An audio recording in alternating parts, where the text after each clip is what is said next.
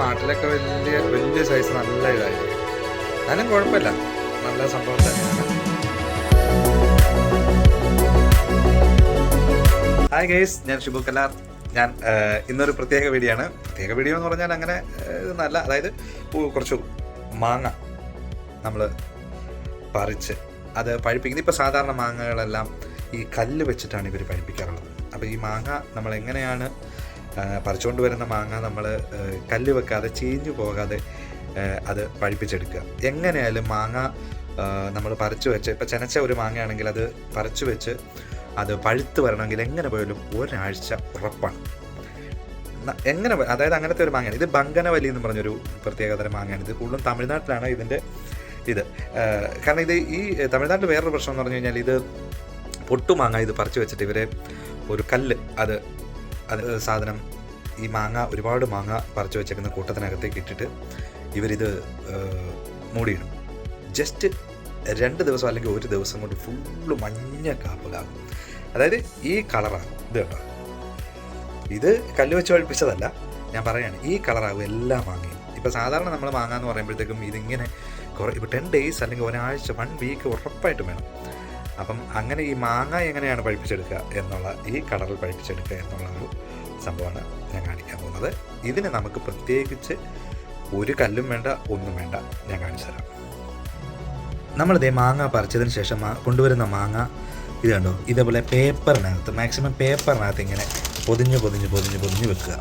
അപ്പോൾ പേപ്പറിനകത്ത് പൊതിഞ്ഞ് മാങ്ങ വെക്കുമ്പോൾ നമുക്ക് ഈ പറഞ്ഞാൽ നമുക്ക് കഴിക്കേണ്ടതായ, നമുക്കിപ്പോൾ ഒരു മാങ്ങ അല്ല 2 മാങ്ങ ഒരു ദിവസം മതിയെങ്കിൽ ഇതെല്ലാം കൂടെ ഒരുമിച്ച് പഴുത്തു പോകത്തുമില്ല. ഇത് കണ്ടോ, ഇതേപോലെ നമുക്ക് ആവശ്യമായ മാങ്ങ മാത്രം നമുക്ക്, ഇപ്പം ഈ ഇരിക്കുന്ന മാങ്ങ ഇത് നാളത്തേക്ക് റെഡിയാകും. ഈ മാങ്ങ ഇത് കണ്ടോ, ഇത് നാളത്തേക്ക് റെഡിയാകും. അപ്പോൾ ഈ മാങ്ങ ഇന്നിപ്പം നമുക്ക് വേണേൽ കഴിക്കാം. അപ്പോൾ ഇതുപോലെ മാങ്ങ നമ്മൾ പറിച്ചതിന് ശേഷം ഇങ്ങനെ പേപ്പറിനകത്ത് പൊതിഞ്ഞ്, അല്ലെങ്കിൽ പേപ്പർ കൊണ്ട് ഇങ്ങനെ മൂടി, ഒരുപാട് വെയിറ്റ് ഇങ്ങനെ മേലെ കയറ്റി വെക്കാൻ പാടില്ല. കയറ്റി വെച്ച് കഴിഞ്ഞാൽ എന്താ പ്രശ്നം എന്ന് പറഞ്ഞു കഴിഞ്ഞാൽ അത് ചീഞ്ഞു പോകും, ചിലപ്പോൾ ചെയ്യാൻ ചാൻസ് ഉണ്ട്. ഇപ്പോൾ ഈ മഴ സമയമൊക്കെ ആയതുകൊണ്ട് ഇത് ചുമ്മാ ഒരു പ്ലാസ്റ്റിക്കാക്കി ഇങ്ങനെ ഒന്ന് ഇട്ടാൽ മതി. നമ്മൾ 1-2 ദിവസം കഴിയുമ്പോഴത്തേക്കും ഇങ്ങനെ ഇടയ്ക്കിടയ്ക്കുന്ന നോക്കുന്നത് നല്ലതായിരിക്കും.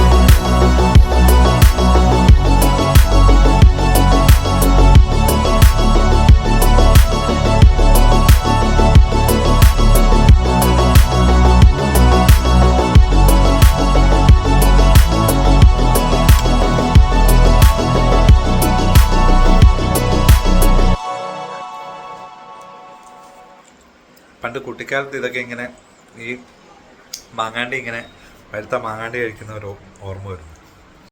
മാങ്ങയുടെ ഏറ്റവും വലിയ പ്രത്യേകത ഉണ്ട്. ഇത് ഇത്രയുണ്ട് മാങ്ങ. ഇത് ഞാൻ ഒറ്റ മാങ്ങ, എനിക്ക് 1 കിലോ മാങ്ങ ഉണ്ടായിരുന്നു. ആ മാങ്ങ കുറഞ്ഞൊരു 800 3/4 കിലോ ഉറപ്പായിട്ടുണ്ടായിരുന്നു ഈ മാങ്ങ കണ്ടിച്ചെടുത്തപ്പോൾ. ഇതുണ്ടോ, നല്ല മധുരമാണ്. ഇതിൻ്റെ പുറം പോലെ തന്നെ മഞ്ഞയാണ് അകവും. ഇതാണ് ശരിക്കും നല്ല തന്നി ബങ്കനവല്ലി എന്ന് പറയും ഈ മാങ്ങ. അപ്പോൾ ഇതെല്ലാവരും ഒന്ന് ട്രൈ ചെയ്യുക. വളരെ നല്ല ടേസ്റ്റുള്ള, ഇത് ഒരു മരുന്ന് പോലും ഇല്ലാത്ത മാങ്ങയാണ്. അതിൻ്റെ ഗുണം തീർച്ചയായിട്ടും ഉണ്ടാവും. എല്ലാവരും ഈ ബങ്കനവല്ലി മാങ്ങ വെച്ച് പിടിപ്പിച്ചാൽ വളരെ നന്നായിരിക്കും.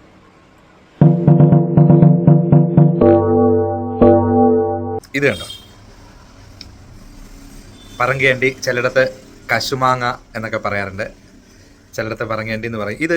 ഇത് വെച്ചിട്ട് ഇത് ഞാനിങ്ങനെ നമ്മുടെ പറമ്പിലൊരു ചെറിയൊരു, അതായത് അതൊരു ബഡ് കശുമാവായിരുന്നു.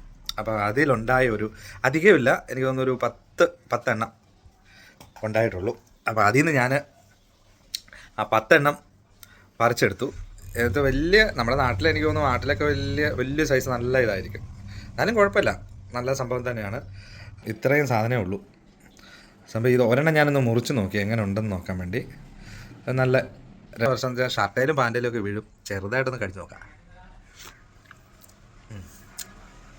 നല്ല മധുരമുണ്ട്, കുഴപ്പമില്ല. പക്ഷേ ഇതിനകത്ത് മഞ്ഞയുണ്ട്, നല്ല റെഡും ഉണ്ട്, 2 തരമാണ് അത്. പക്ഷേ അതെങ്ങനെയാണ് ഇവർ ബഡ് ചെയ്ത ചെടിയിൽ ഇങ്ങനെ രണ്ട് കളറിൽ വന്നു എന്ന് എനിക്ക് ഇതുവരെ ഒരു പിടിയും കിട്ടിയിട്ടില്ല.